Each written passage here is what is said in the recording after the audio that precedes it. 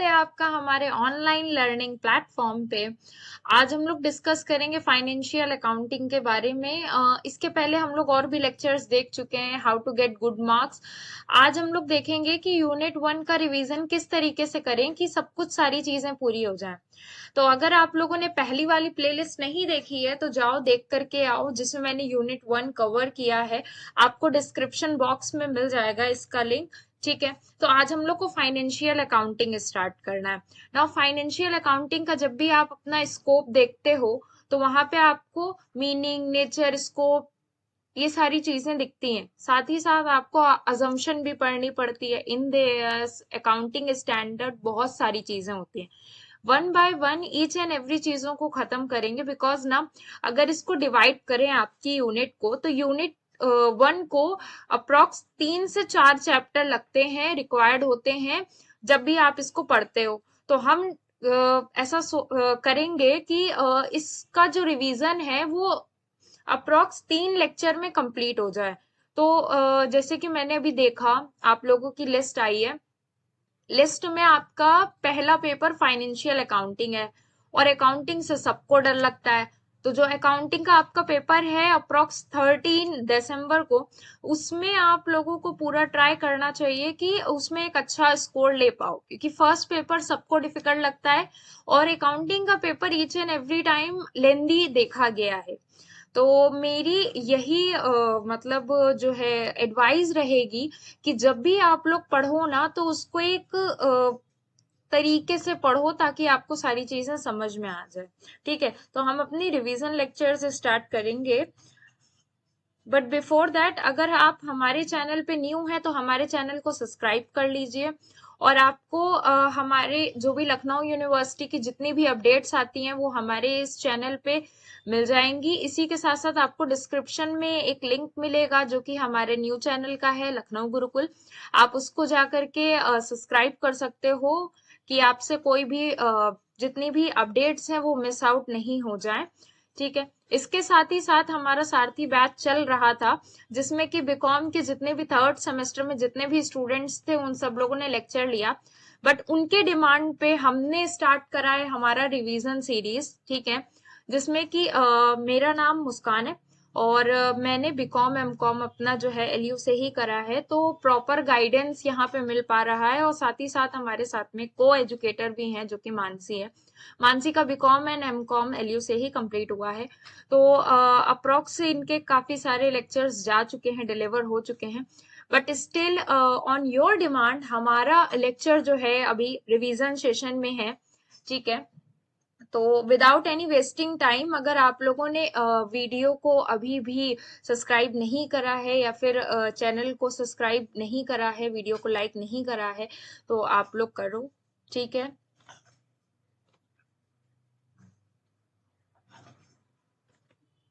Okay.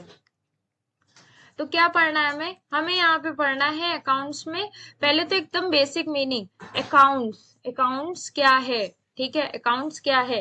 तो okay, मैं अपने कुछ नोट्स शेयर करना चाहूंगी फाइनेंशियल अकाउंटिंग में।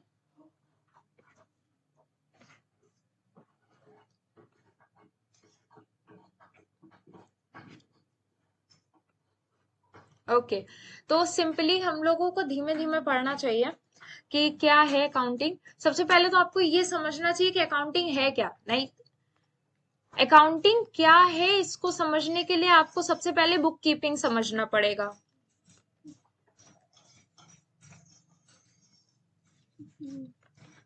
अकाउंटिंग क्या है, इसके लिए सबसे पहले आपको बुक कीपिंग समझना पड़ेगा। तो विदाउट एनी वेस्टिंग टाइम, क्योंकि एक रिवीजन लेक्चर है तो मुझे बहुत ज्यादा इन डेप्थ में जाने की जरूरत नहीं है, बट स्टिल कुछ तो चीजें हैं जो कि मुझे बताने की जरूरत है। जैसे कि लूका पैसियोली, ये फादर ऑफ अकाउंटिंग कहे जाते हैं। ठीक है, और इन्होंने क्या अपनी एक बुक लिखी थी, शुमा दे अर्थ मीटा। ठीक है, तो इसमें इन्होंने क्या दिखाया था, इन्होंने ये बताया था कि इनकी जो बुक आई थी उसमें अकाउंट्स और स्टैटिस्टिक्स का कुछ पोर्शन था, फिर उसके बाद में वो चीज यूज करी जाती है, ये डबल अकाउंटिंग सिस्टम पे मेड होती है। तो डबल अकाउंटिंग सिस्टम पे मेड होने की वजह से का क्या मतलब है कि यहाँ पे एक साइंटिफिक वे आया अकाउंटिंग में। जब आप बात करते हो अकाउंटिंग की, अब देखो मैं ये जितने चीजें बोल रही हूँ ना, मैं ये जितनी सारी चीजें बोल रही हूँ ना, वो सारी चीजें आपके एग्जाम में लिखेंगे आप लोग, ठीक है। तो ये जब आप सारी चीजें लिखोगे तो वेट अ मिनट, ओके। तो ये जब सारी चीजें आप लोग लिखोगे तो आप लोगों को मालूम चलेगा के। तो जैसे कि आप लोग देखते हो कि बुक कीपिंग में क्या कि उनकी जो बुक आई थी उसमें ये सारी चीजें दिखती हैं। कितना साइंटिफिक वे था ना उनकी बुक का। मतलब पहले सिंगल एंट्री सिस्टम से हम डबल एंट्री सिस्टम में आए। और दूसरी चीज ये थी कि हमारे यहाँ पे जो इंडियन अकाउंटिंग सिस्टम था, तो हमने एक इंडियन अकाउंटिंग सिस्टम के बाद में एक यूरोप का और जो भी जितना भी जहां से भी जनरेट हुआ है ये अकाउंटिंग, वहां का एक अडॉप्शन लिया और ये ऑल ओवर वर्ल्ड में अकाउंटिंग एप्लीकेबल है। बहुत अच्छी हिस्ट्री है, आपको एक बार स्क्रॉल डाउन करना चाहिए गूगल पे, ठीक है। तो वो चीजें जब आप स्क्रॉल डाउन करोगे तो आपको पता चलेगा। यहाँ पे हम क्या पढ़ने वाले हैं, हम पढ़ने वाले हैं यहाँ पे okay. So definition, nature and scope.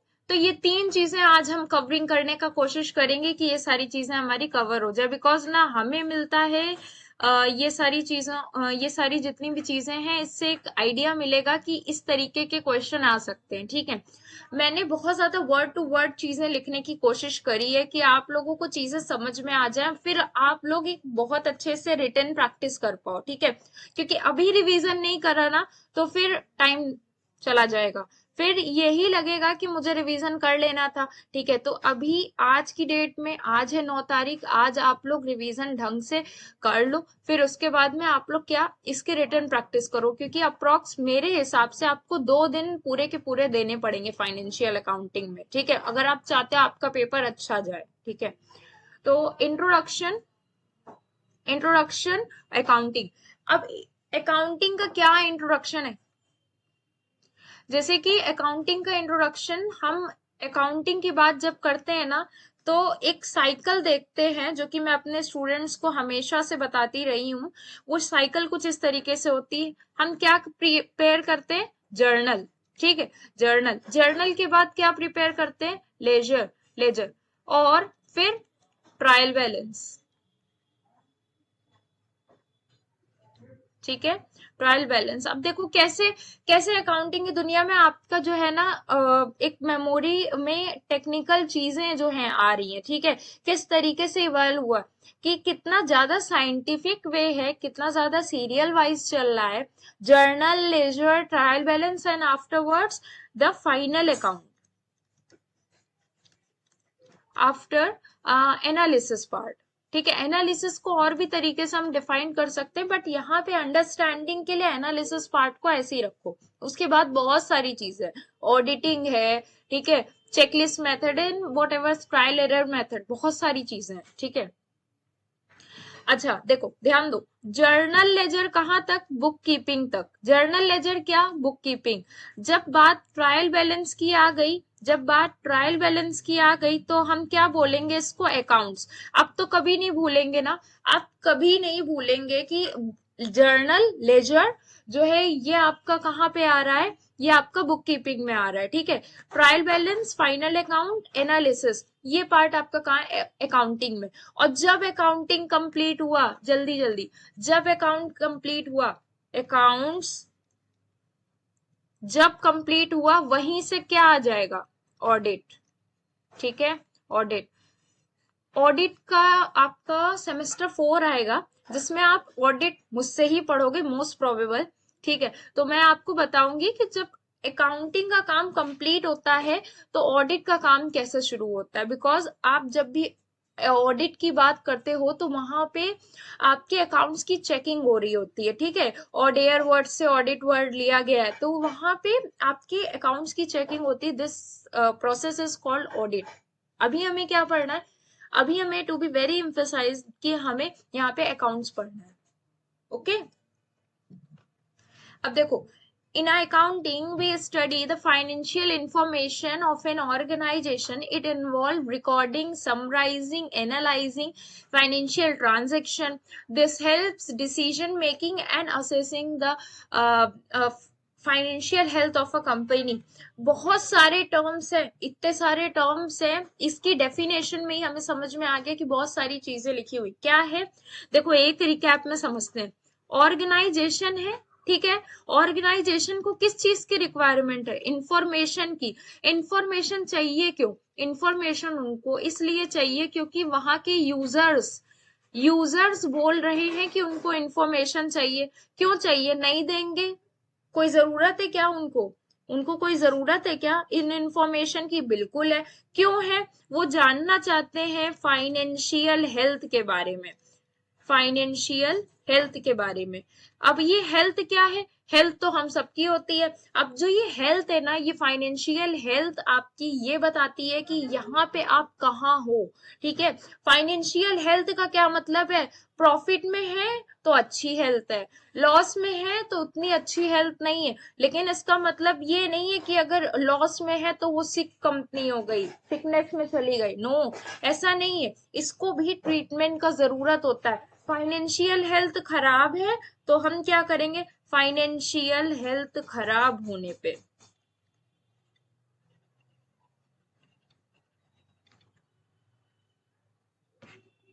Financial health खराब होने में हम क्या करेंगे? हम करेंगे ट्रीटमेंट। और ट्रीटमेंट, जैसे फिजिकल हेल्थ खराब होती है तो ट्रीटमेंट कौन करता है? अगेन जल्दी जल्दी, फिजिकल हेल्थ खराब होने पे ट्रीटमेंट कौन करता है? डॉक्टर करते हैं। बट यहाँ पे कौन करेगा? चार्टेड अकाउंटेंट करेंगे, ठीक है, चार्टेड अकाउंटेंट करेंगे। इसके अलावा और कौन कर सकता है? फाइनेंशियल फाइनेंशियल फाइनेंशियल अकाउंटेंट कर सकते हैं, जिनको हम एफए बोलते हैं। या फिर कौन कर सकता है? सीपीए भी कर सकते हैं।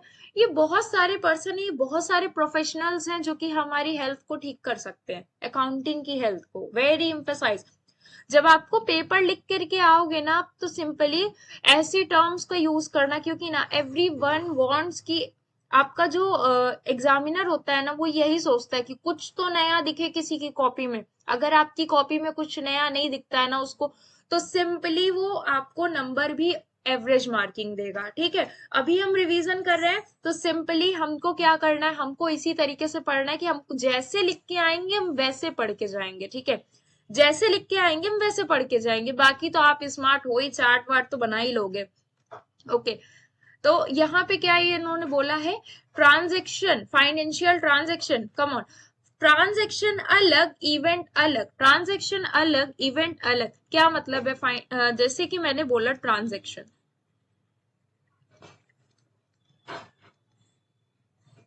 transaction occur in a business day to day, every time, recurring in nature, ठीक है। transaction reoccurring in nature।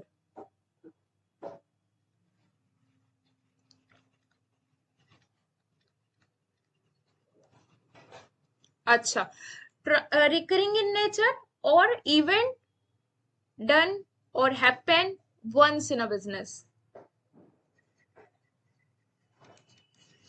Madam what are you telling? तो सिंपली देखो, ट्रांजेक्शन रिकरिंग इन नेचर। अब ट्रांजेक्शन रिकरिंग इन नेचर का क्या मतलब है? Transaction ऐसा है कि जो बार बार होता है बिजनेस में सेल और परचेज बार बार होता है। तो क्या ये ट्रांजेक्शन है? डेफिनेटली ये ट्रांजेक्शन है। बट बिजनेस में मशीनरी एक बार आती है, तो क्या ये इवेंट है? मशीनरी परचेज करना, क्या ये इवेंट है? हाँ जी, ये इवेंट हो सकता है। कैपिटल इंट्रोड्यूस करी है आपने बिजनेस में, तो क्या ये आपका इवेंट बोल सकती हूँ मैं? हाँ जी, वंस इन अ बिजनेस, जब सोल प्रोप्राइटर की बात करो आप मोस्ट ऑफ टाइम, तो यहाँ पे क्या कि कैपिटल आपने once in a time use करी और उसको डाला एक फाइनेंशियल ईयर के लिए, ठीक है। तो आपने जब यहाँ पे इसको ये डाला है ना, तो ये लॉन्ग टर्म लाइबिलिटी को कंसिस्ट कर रहा है, इसकी वजह से हम इसको इवेंट बोल रहे हैं, ठीक है। तो transaction occur in a business timely, ठीक है, ईच एंड एवरी टाइम। अब देखो ना, ट्रांजेक्शन को आप किस तरीके से दिखाओगे, आप ट्रांजेक्शन को दिखाओगे ना, मान लो जैसे ट्रांजेक्शन मैंने बोला, ठीक है, ये कैसे रहेगा आपका, date wise time wise, date wise time wise, ठीक है। मैं आपको इस तरीके से बिल्कुल नहीं पढ़ा रही कि मैं बोलूं कि जो ह्यूमन की है मेमोरी पावर बहुत कम होती है, इस वजह से वो रजिस्टर मेंटेन करता है काउंटिंग बनाने के लिए। प्लीज हाँ, डोंट डू दिस, बिकॉज ना ये मेथड बहुत पुराना हो गया है। और दूसरी चीज ये है कि अब तो कोई रजिस्टर मेंटेन भी नहीं करता है। आज की डेट में सब क्या यूज करते हैं, सब यूज करते हैं एक्सेल। तो प्लीज अभी जब एग्जाम लिखने जाना ना, तो please don't use this word कि रजिस्टर मेंटेन कर लेते हैं हम लोग। ये मैं मेरे टाइम में पढ़ती थी, जब हमारे जमाने में पढ़ाया जाता था। अभी क्या है, एक्सेल, एक्सेल है। और भी बहुत सारे टूल्स हैं, वंडरफुल टूल्स हैं, जिनमें आप लोग ट्रांजेक्शन को रिकॉर्ड करते हो, ठीक है। Okay, definition of accounting. Now definition of accounting का क्या मतलब है, सिंपली इसको समझना और इसको याद करना एक साथ करेंगे ताकि याद हो जाए, ठीक है। क्योंकि अभी टाइम बहुत कम है, हमें तो यही लगता है कि कैसे होगा, तो सिंपली आप लोग मेरे साथ ही पढ़ लो। Accounting is a process recording, summarizing, analyzing financial transaction। अब ट्रांजेक्शन की मीनिंग तो पता चल गई ना, क्या है, recording journal, recording journal, summarizing, summarizing means what, summarizing means आपका trial balance, because trial balance एक ही पेज का होता है। एनालाइजिंग, एनालाइजिंग क्या, इंटरप्रिटेशन। जब आपने फाइनेंशियल अकाउंटिंग कर लिया तब आप एनालाइज करोगे, कैसे करोगे, रेशियो से करोगे, ठीक है। एंड देन फिर उसके बाद में it provide information about financial position. अभी फाइनेंशियल पोजीशन का क्या मतलब है, आपकी हेल्थ अच्छी है या नहीं है, फाइनेंशियल पोजीशन आपकी कहाँ है। मान लो मैं एक कंपनी रन कर रही हूँ, ठीक है, और मैं बीट कर रही हूँ एक बहुत अच्छे से प्लेटफॉर्म को, लाइक जैसे कि मान लो अगर इस समय अगर मैं ये चेक करूं कि कौन किसका कॉम्पिटिटर है, तो देखो रिलायंस का कॉम्पिटिटर कौन है, एयरटेल है, ठीक है। तो अभी उनकी पोजीशन क्या है, तो मैंने सिंपली ट्राई पे गई, ठीक है। आप लोगों ने सुना है ट्राई क्या है, ट्राई के बारे में सुन रखा है, बिल्कुल सुन रखा होगा, ठीक है। तो ट्राई पे गई, एक बार सर्च करना है, स्क्रॉल डाउन करना, ट्राई क्या है, तो वहां पे ट्राई की रैंकिंग दिख गई आपको। अब आपको पता चला, ओ एयरटेल जो है 1 रैंकिंग में है और रिलायंस रैंकिंग नंबर 2 पे है। बट स्टिल एक टाइम था तो जब जियो का जो सिम है वो जब आपका देखने को मेरे को मिला था, तो वो रैंकिंग 1 पे था, वो जब वो पेनिट्रेशन पॉलिसी अपना रहे थे, ठीक है। But still Airtel is better than the Reliance, ठीक है। अब मैं यहाँ पे प्रमोशन नहीं कर रही प्लीज, बट हाँ स्टिल रैंकिंग यही बोलती है, ठीक है। Accounting is a process of recording, summarising, analysing financial transaction of a business. Recording की, समराइजिंग करी, एनालाइज कर, रिकॉर्डिंग, समराइज, एनालाइज, ठीक है। आप इसको ऐसे रिकॉर्डिंग, समराइज, एनालाइज, ठीक है, इतना याद रखना, RSA करना है आपको, ओके। नाउ ऑर्गेनाइजेशन में यूजर किस टाइप के होते हैं, क्या मतलब होता है यूजर का, यूजर जो कि आपके फाइनेंशियल स्टेटमेंट का यूज करके इन्वेस्ट करेंगे। कैसे हो सकते हैं यूजर, आपके इंटरनल भी हो सकते हैं, एक्सटर्नल भी हो सकते हैं।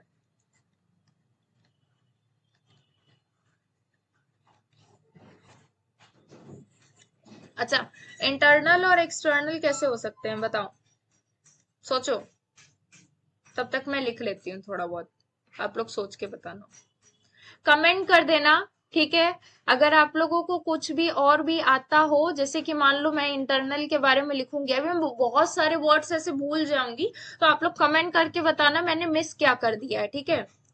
देखो इंटरनल में क्या है, इंटरनल में हमारे क्या आ गए, मैनेजर आ गए। मेरी मेथडलॉजी मेरे सारे स्टूडेंट्स जानते हैं कि मैं कुछ एक कीवर्ड्स यूज करती हूँ, शॉर्ट कीवर्ड्स, उसको मैं कुछ इस तरीके से लिखती हूँ, लाइक जैसे दिस, यहाँ पे जैसे कि मान लो मैं मैनेजमेंट पढ़ाती हूँ, तो मैं MGMT यूज करती हूँ। अब MGMT का क्या मतलब है, मैनेजमेंट, ठीक है। और अगर मान लो कि मैंने मैनेजर लिखा है तो मैं पूरा मैनेजर नहीं लिखती हूँ, यहाँ पे कुछ इस तरीके से लिख देती हूँ। तो प्लीज आप लोग समझ जाना, ऐसा कुछ नहीं है कि आप लोग को समझ में नहीं आएगा, तो मैंने वो चीज नोटिस करा दी आप लोगों को, ठीक है। ओके, तो पहली चीज की मैनेजर। ओके, फिर हमारा क्या, बीओडी। अब बीओडी का फुल फॉर्म क्या है मुझे कमेंट सेक्शन में आप लोग बताना, मैं चेक करूंगी, ठीक है। तो मुझे पता चलेगा कि मेरे स्टूडेंट्स को कितना जल्दी जल्दी प्रेजेंट माइंड चल रहा है। ओके ओके, तो बीओडी हो गया आपका। एंड देन फिर आपके क्या, ईएस, ठीक है। आपके जो ईएस होते हैं, और इसके अलावा क्या हो गया आपके डिबेंचर होल्डर्स।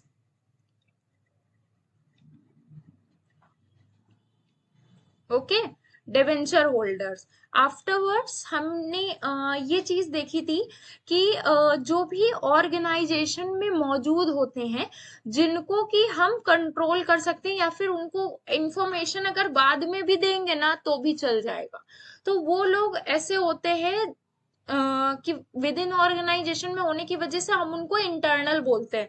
अब ऑर्गेनाइजेशन में कौन एक बच रहा है, अब आप लोग कमेंट करके बताओगे कि वो कौन सा फिल इन दी गैप से जो मुझे यहाँ पे भरना है, ठीक है। एम्प्लॉय में काम करने वाले वो कौन से बंदे हैं जिनको हम क्या कहते हैं, ये चीज मुझे बताना, ठीक है। मैं नहीं लिख रही, मैं आप लोगों का इंतजार करूंगी कि इस फिल इन द गैप्स को आप भरोगे, ठीक है। एक्सटर्नल में कौन लोग हो जाते हैं, एक्सटर्नल में हमारे आते हैं सोसाइटी, ठीक है। और कौन आता है, गवर्नमेंट आती है। इसके अलावा हम ये देख सकते हैं कि जो भी जिस भी तरीके से हमें इफेक्ट कर रहे हैं, अब जैसे कि कॉम्पिटिटर्स हमारे एक्सटर्नल यूजर हो गए, ठीक है। तो ये सब लोग हो गए, लाइक जैसे कि अगर सोसाइटी, गवर्नमेंट, कॉम्पिटिटर, इसके अलावा आपको जो भी याद आएंगे एक्सटर्नल यूजर आप मुझे बताओगे कमेंट में, ठीक है। ओके, तो ये इंटरनल और एक्सटर्नल यूजर इसलिए कहे जाते हैं क्योंकि इंटरनल हमारे कंट्रोल में होते हैं, इनको थोड़ी देर बाद भी इंफॉर्मेशन देंगे तो चलेगा, लेकिन एक्सटर्नल यूजर्स ऐसे होते हैं जिन लोगों को हमें अभी इंफॉर्मेशन देनी होती, कैसे, क्यों। फॉर एग्जाम्पल, अभी आप लोग 6 सेमेस्टर में आओगे तो क्या पढ़ोगे, जीएसटी पढ़ोगे, ठीक है। एनईपी सिस्टम में जब आप लोग 5th सेमेस्टर में आओगे तो जीएसटी पढ़ोगे, ठीक है। इन केस अगर आप लोग ओल्ड प्रोफाइल से हो तो फिर आप लोग का 6 सेमेस्टर होता, ठीक है, नॉन एनईपी जिसको बोलते हैं। ओके, तो मैं ये बताना चाह रही हूँ कि जब आप जीएसटी पढ़ते हो तो वहां पे एक कॉन्सेप्ट होता है कि आप लोगों को अकाउंटिंग तो कर ली, लेकिन आपको क्या, अब आपको भरनी है जीएसटी की रिटर्न। अब रिटर्न का क्या मतलब है, टैक्स पे करना है हमें। अब टैक्स पे करने के लिए हम क्या करेंगे, गवर्नमेंट को अपनी डिटेल्स देंगे सेल की और परचेज की, ताकि हम उन्हें टैक्स भर पाए, ठीक है। अब इनको टैक्स भरना है।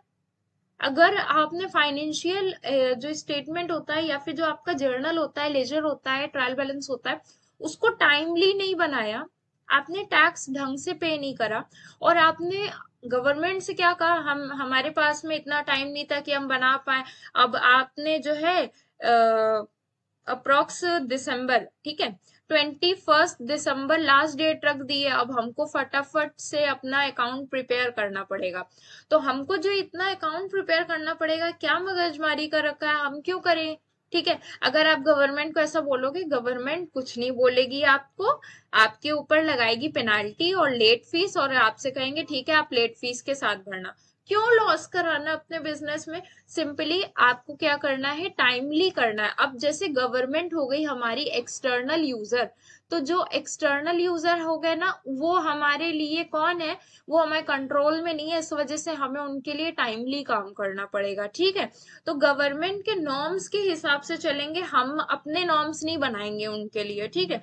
तो ये चीजें मुझे बताने की जरूरत पड़ रही है यहाँ पे कि किस तरीके से गवर्नमेंट हमारे बिजनेस को इफेक्ट कर रही है, ठीक है। सोसाइटी क्या कर रही है, अब मान लो कि मैंने विदाउट एनी परमिशन, ठीक है, मैंने विदाउट एनी परमिशन एक सोसाइटी में जा करके वहां पे अपनी इंडस्ट्री खोल ली, ठीक है। अब आप लोग मुझे कमेंट करके बताओगे कि इंडस्ट्री हमारी कौन सी यहाँ पे चल रही है, कौन सी इंडस्ट्री हमारी इंडस्ट्री, जैसे कि मैं एग्जांपल देना चाहूंगी 1.0 इंडस्ट्री, ये इंडस्ट्री के फेजेस हैं, ठीक है।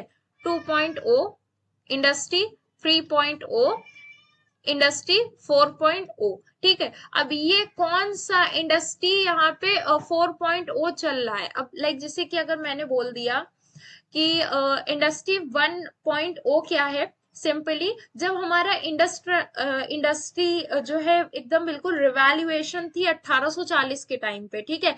जब एकदम हम लोग स्टार्टिंग में यूज करते थे, हॉर्स होते थे और ये सब कैमल्स होते थे, उनका यूज करके हम लोग बिजनेस करते थे। हमारे पास में घोड़ा होता था, गाड़ी नहीं होती थी। वो फेज होता है 1, ठीक है।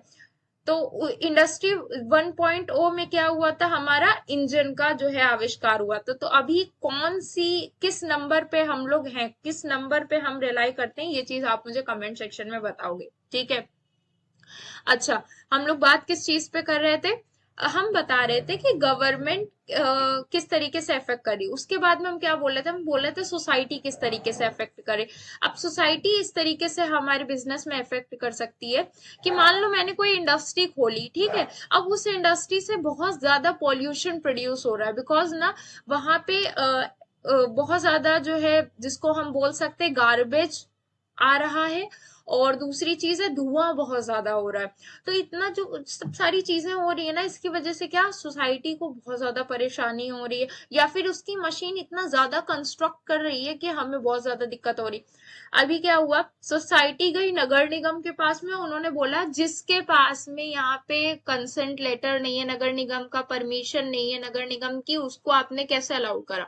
अब बताओ उस सोसाइटी में मैं विदाउट एनी परमिशन अपना बिजनेस रन कर पाऊंगी क्या, नहीं ना। तो वो मेरे यूजर्स मुझसे इंफॉर्मेशन मांग रहे हैं, राइट। अब जो ये सोसाइटी है, क्या ये मेरे कंट्रोल में है, नहीं है, बिल्कुल नहीं है। वो अगर चाहेगी तो मेरा इंडस्ट्री बंद, ठीक। तो ये सारी चीजें हैं कि आपको इस तरीके से यूजर को समझना आना चाहिए, ठीक है। अब आप जो मैंने ये पूरी कहानी आपको सुनाई, आप लोग बिल्कुल एज इट इज ऐसी इसको क्या एक थोड़ा सा न्यू फॉर्म में एग्जाम्पल के तौर पे लिख सकते हो, ठीक है। ये क्वेश्चन तो आना ही है आपके एग्जाम में, तो आप लोग इस तरीके से भी इसको काम कर सकते हो, ठीक है। तो हम क्या बात कर रहे थे कि हमारी फाइनेंशियल पोजीशन मतलब फाइनेंशियल हेल्थ कैसी होनी चाहिए जब हम बात करते हैं हमारे अकाउंटिंग में, ओके। एंड फिर उसके बाद में अब नेचर अकाउंटिंग का किस तरीके का है।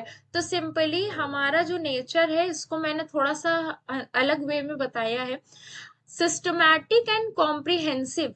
सिस्टमैटिक एंड कॉम्प्रिहेंसिव, लाइक जैसे कि अगर हम देखते हैं जब जर्नल बनाते हैं तो आपने जर्नल का फॉर्मेट देखा होगा, date, particular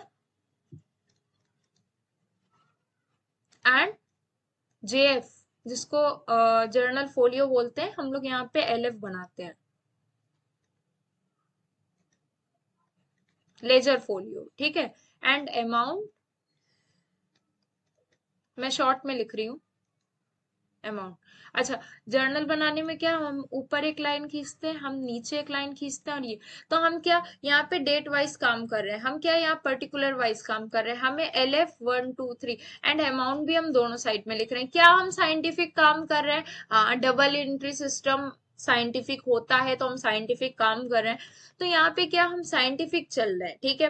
standard ensure accuracy and reliability of the financial information, क्यों, जब हम साइंटिफिक चल रहे हैं तो हमारे क्या स्टैंडर्ड एंड प्रिंसिपल को हम फॉलो करते हुए चल रहे हैं, ठीक है। एक्वेरेसी आ रही है हमारे अकाउंटिंग में, रिलायबिलिटी हो रही, हमारे यूजर्स को हम पे भरोसा हो रहा है, ठीक है। एक बार आपको पढ़ना पड़ेगा, ये सारे जितने भी नोट्स हैं मैं इसको ना एप्लीकेशन पे डाल दूंगी, तो आप लोग वहां से एक्सेस ले सकते हो इसका। और बाकी जो है स्टार्टिंग में हम लोग देखेंगे, चेक करेंगे कि किस तरीके से आपको और भी मतलब लेक्चर मिल जाए, तो उसको हम लोग ट्राई करेंगे कि ये जितने भी नोट्स हैं ये हमारे एप्लीकेशन में जाएं और ये फ्री नोट्स आपके लिए हो जाए, ताकि आप लोग फटाफट इसको एक्सेस कर पाओ, बिकॉज एग्जाम नियर अबाउट, ठीक है। तो आप लोगों को तुरंत से तुरंत आपको ये सारे नोट्स मिल जाए। Okay, scope of accounting, accounting has broad scope. अब क्या मतलब है, अकाउंटिंग का जो स्कोप है बहुत ज्यादा बड़ा है। कैसे, आप यहाँ पे फाइनेंशियल अकाउंटिंग की बात नहीं करते हो, मैनेजमेंट अकाउंटिंग, ऑडिटिंग, सब चीजों की बात करते हो। जब ऑडिटिंग डन हो गई ना, तब आपको टैक्स भी तो जमा करना है ना, तो ये सारी चीजों के बारे में बात करते हो। और एक न्यू कॉन्सेप्ट कैसा आ गया, फॉरेंसिक अकाउंटिंग। नाउ ये एक बहुत अच्छा कॉन्सेप्ट है जो कि आपको बीकॉम में पढ़ने को तो नहीं मिलेगा, आप ये अपने एमकॉम में पढ़ोगे, बट स्टिल यहाँ पे इसका एक ओवरव्यू जरूर मैं दूंगी, ठीक है। इम्पोर्टेंस ऑफ अकाउंटिंग, अब अकाउंटिंग की क्या इम्पोर्टेंस है, क्यों जरूरी है अकाउंटिंग। तो अकाउंटिंग जो है डिसीजन मेकिंग के लिए सबसे ज्यादा जरूरी है। अगर आप अकाउंटिंग नहीं करोगे तो कैसे आपको पता लगेगा कि हाँ आपकी जो फर्म है पोजीशन उसकी क्या है, कैसी फाइनेंशियल हेल्थ कैसे पता चलेगी, प्रॉफिट एंड लॉस बनाओगे तब पता चलेगी, बैलेंस शीट बनाओगे तो पता चलेगी, रेशियो एनालिसिस निकालोगे, तो ये सारी चीजें आपको करनी पड़ेंगी, ठीक है। आपको यहाँ से जाने के बाद में रिटर्न प्रैक्टिस करनी पड़ेगी। अगर आप रिटर्न प्रैक्टिस नहीं करते हो तो आप इसका कॉस्ट पे करोगे, क्योंकि एग्जाम में ये क्वेश्चन आने वाला है। तो सभी लोग मुझसे प्रॉमिस करो कि आप लोग ये सारी रिटर्न प्रैक्टिस कर लेना, बिकॉज अगर आप रिटर्न प्रैक्टिस नहीं कर रहे हो तो आप लोग अपने मार्क्स लूज कर लोगे, ठीक है। तो इट्स माई हम्बल रिक्वेस्ट कि आप लोग एक बार प्रैक्टिस कर लेना, ये चीज मुझे इंश्योर कर देना, ठीक है। एप्लीकेशन पे जब आप लोगों को ये सारे नोट्स मिलेंगे तो ये सारी चीजें आप इंश्योर कर लेना, ठीक है। बेसिक अकाउंटिंग प्रिंसिपल क्या है, तो सबसे पहली चीज है कि आपका बेसिक बेसिक, अब देखो प्रिंसिपल अलग बेसिक अलग, प्रिंसिपल अलग बेसिक अकाउंटिंग प्रिंसिपल अलग है। कन्वर्टिज्म, अब कंजर्वेटिज्म जो होता है आपका अकाउंटिंग बेसिक अकाउंटिंग प्रिंसिपल, इसमें क्या है, हम यहाँ पे लॉस को कंसीडर करते हैं बट प्रॉफिट को कंसीडर नहीं करते हैं, ठीक है। प्रॉफिट को कंसीडर नहीं करते हैं, इसको हम हिंदी में क्या बोलते हैं, रूढ़िवादिता का सिद्धांत, ठीक है। कंसिस्टेंसी होनी चाहिए। एक साल हमने फाइनेंशियल अकाउंटिंग में जो इन्वेंट्री सिस्टम है उसको बनाया, और फिर उसके बाद में हमने क्या यूज कर लिया, WDV यूज कर लिया, कंसिस्टेंसी हुई क्या, नहीं हुई।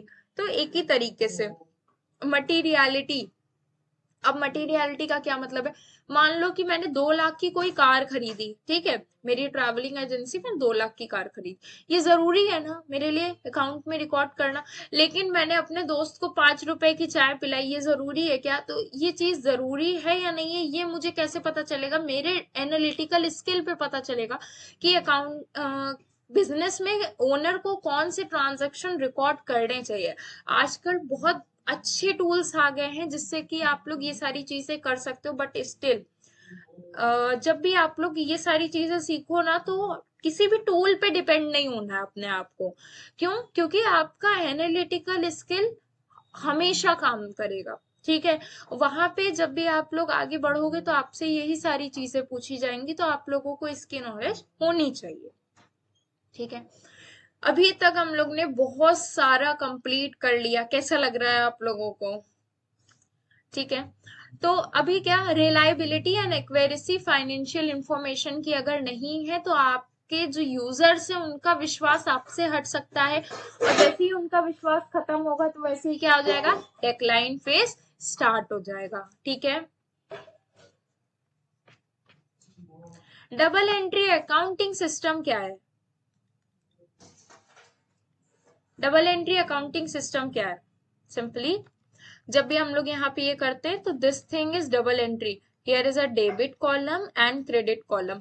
मतलब हम यहाँ पे ये देखते हैं कि जो भी अमाउंट आया है हमारे पास में उसका इफेक्ट 2 अकाउंट में पड़ता है। अब ये सारी मैडम आप बातें क्या बोल रहे हैं, हमें कुछ भी नहीं समझ में आ रहा है, समझो। अगर मैंने ये बोला कि मैंने एक मशीनरी खरीदी, तो मशीन तो मेरे पास में आ जाएगा, बट मेरे पास से क्या चला जाएगा, बिजनेस से पैसा कम हो जाएगा, ठीक है। तो एक दोनों तरफ से इफेक्ट पड़ रहा है। मैं अगर मशीन ले रही हूँ तो मेरे पास से पैसा जा रहा है, ये क्या है, डबल एंट्री है, ठीक है। एक डेबिट के फॉर्म में है, एक क्रेडिट के फॉर्म में है, इक्वल होती हैं सारी चीजें। फिक्स्ड एसेट आई 10,000 रुपए की आई, लेकिन मेरे पास से गॉन क्या हुआ, कैश हुआ। क्या कम हुआ, कैश कम हुआ। कितने से कम हुआ, 10,000 से कम हुआ। क्या करेंगे हम, जो चीज आएगी उसको डेबिट करने का, तो मशीन को क्या हम डेबिट कर सकते हैं, यस मैम आप डेबिट कर सकते हैं, आप भी डेबिट कर सकते हो।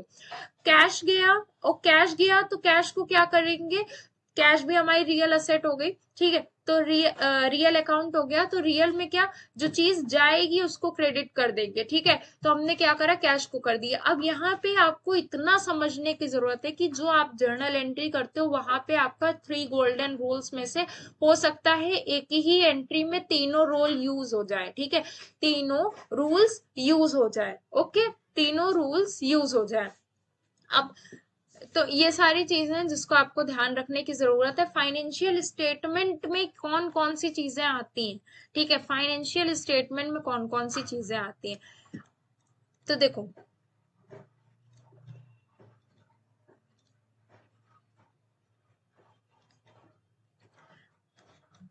पहली चीज कि फाइनेंशियल स्टेटमेंट में हमारे पास में सबसे पहले तो आता है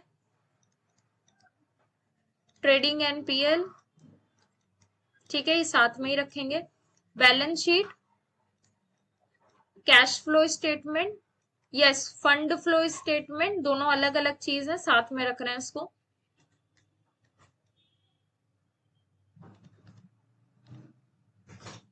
और क्या हो सकता है, एक और कंपोनेंट है जो कि आप मुझे कमेंट सेक्शन में बताओगे, अब मैं नहीं बताऊंगी, थोड़ा स्क्रॉल डाउन करो और देखो, ठीक है।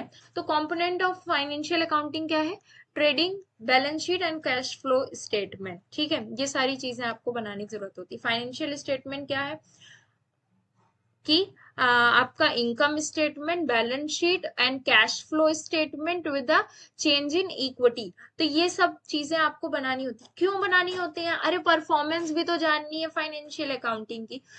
किस लिए जाननी है, क्योंकि हमें अपने यूजर्स को इंफॉर्मेशन देनी है, एक बेटर डिसीजन में लेकर के आना है, अपना स्टैंडर्ड ऑफ लिविंग बढ़ाना है अच्छे से, ठीक है, ये सारी चीजें।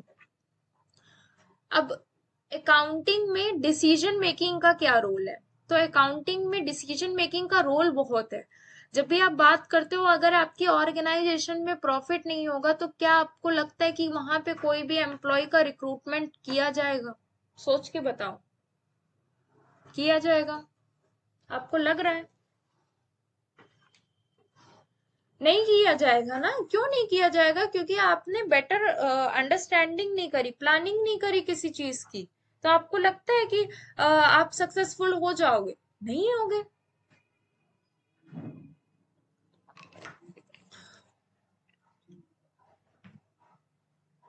ओके, तो ये सारी चीजें हैं कि आपको डिसीजन लेने की जरूरत है, प्रॉपर प्लानिंग की जरूरत है, प्रॉपर कंट्रोलिंग की जरूरत है। कंट्रोलिंग इन विच सेंस, कॉस्ट कंट्रोल, ठीक है, कॉस्ट कंट्रोल सबसे ज्यादा रिक्वायर्ड है। अब अकाउंटिंग में चैलेंजेस क्या आते हैं, अकाउंटिंग में चैलेंजेस सबसे ज्यादा जो देखा गया है, जो मेरे हिसाब से भी सही है, ट्रांसपेरेंसी। अकाउंटिंग में ट्रांसपेरेंसी चैलेंज एक आता है, किस वजह से आता है, मे भी हो सकता है कि जो अकाउंटेंट है वो आपकी तरफ से वो लॉयल नहीं है, वो आपके बिजनेस में हो सकता है कोई फ्रॉडलेंट एक्टिविटी तो नहीं कर रहा, उसके लिए क्या हम फॉरेंसिक अकाउंटिंग तो करवा सकते हैं, बट स्टिल एक ट्रांसपेरेंसी नहीं है, तो एक चैलेंज है।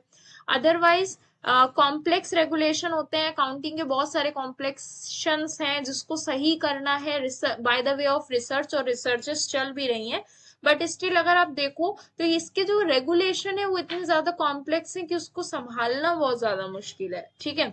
टेक्नोलॉजिकल एडवांसमेंट, अगर आज की डेट में रजिस्टर से यहाँ पे टूल्स पे मैं आ गई, तो अगर जो लोग ट्रेडिशनल जो कंजर्वेटिज्म कॉन्सेप्ट वाले लोग हैं, वो लोग अगर उन सारी चीजों को अडॉप्ट नहीं करेंगे तो आपको क्या लग रहा है क्या होगा, यही होगा कि वो लोग चीजें अडॉप्ट नहीं कर पाने की वजह से उनका बिजनेस ग्रो नहीं हो पाया, ठीक है, ये सारी क्रूशियल चीज है जो आपको मेंटेन करनी चाहिए। ठीक है, तो यहाँ पे ये चीजें ज्यादा इंपॉर्टेंट है। Ethical consideration in accounting involve integrity, objectivity, okay, and confidentiality and professional behaviour, ये सब इंपॉर्टेंट है। जब भी आप कोई भी अकाउंटिंग करो तो सबसे पहले आपको एथिक्स फॉलो करने पड़ेंगे। कैसे एथिक्स फॉलो करोगे? ईमानदार रहो, निष्ठावान रहो, कॉन्फिडेंट रहो, और अपनी जितनी भी चीजें हैं वो ट्रुथफुलनेस के साथ में बताओ। अपना विजन क्लियर करो, मिशन क्लियर करो, ताकि जो भी लोग इन्वेस्टमेंट करें तो उनको कभी भी ऐसा नहीं लगे कि शुड आई इन्वेस्ट और नॉट। ठीक, कंफर्म?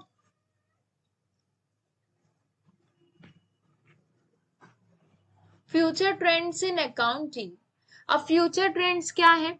सिंपली जो आपके ट्रेंड्स अगर आपको दिख रहे हैं तो वो एक तो ऑटोमेशन है और डाटा एनालिटिक्स में मिलता है। ठीक है, जरूरी है, क्योंकि ऑटोमेशन में आपको यहाँ पे चीजें ऐसे दिखेंगी कि जो है आपने डेटा फिगर डाला और ये सारी चीजें हो गई। ठीक है, डाटा एनालिटिक्स में के भी टूल्स आ गए हैं, लाइक जैसे कि बहुत सारे टूल्स आ गए हैं। ठीक है, sustainability report, enhancing efficiency and transparency, इन सारी चीजों से बढ़ेगी। और मुझे यकीन है कि जब भी हम अकाउंटिंग का यूज करते हैं तो कहीं ना कहीं हम लोग एक बहुत अच्छे से उन सारी चीजों को टैकल कर पाते हैं, जो कि जो लोग अकाउंटिंग प्रॉपर वे में यूज नहीं करते हैं वो लोग नहीं कर पाते हैं। ठीक है, अकाउंटिंग स्टैंडर्ड्स क्या है ये हम लोग अपनी नेक्स्ट लेक्चर सीरीज में पढ़ेंगे। ठीक है, अभी हम लोग इतना जान लेते हैं कि अकाउंटिंग स्टैंडर्ड एक कुछ ऐसे स्टैंडर्ड्स होते हैं जिनको फॉलो करना सबके लिए सबसे ज्यादा जरूरी होता है। और हमारे पास में इस समय क्या है? गैप है। जर्नल एक्सेप्टेबिलिटी अकाउंटिंग प्रिंसिपल्स, जहां पे हम गैप्स को देखते हैं जो कि यूनिवर्सल है, और इसके 3 फीचर्स हैं। वो 3 फीचर्स हम लोग नेक्स्ट सेशन में देखेंगे।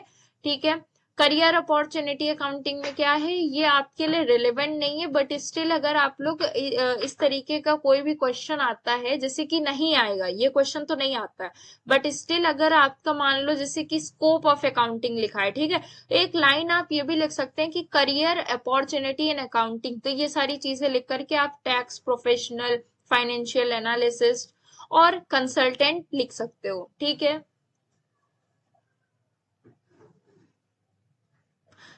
कंक्लूजन अगर कहूं तो क्या होगा? Accounting is a fundamental aspect of business management and financial reporting. It is role of providing accurate financial information to its users. बस, ठीक है, तो कंक्लूजन यही निकलेगा कि आपको यूजर्स को इंफॉर्मेशन देनी है, तो इस वजह से आप क्या अकाउंटिंग इस्तेमाल कर रहे हो, और क्या आपको मेंटेन करना है? ट्रांसपेरेंसी। ओके, तो हमारा जो है बैच ऑन गोइंग है।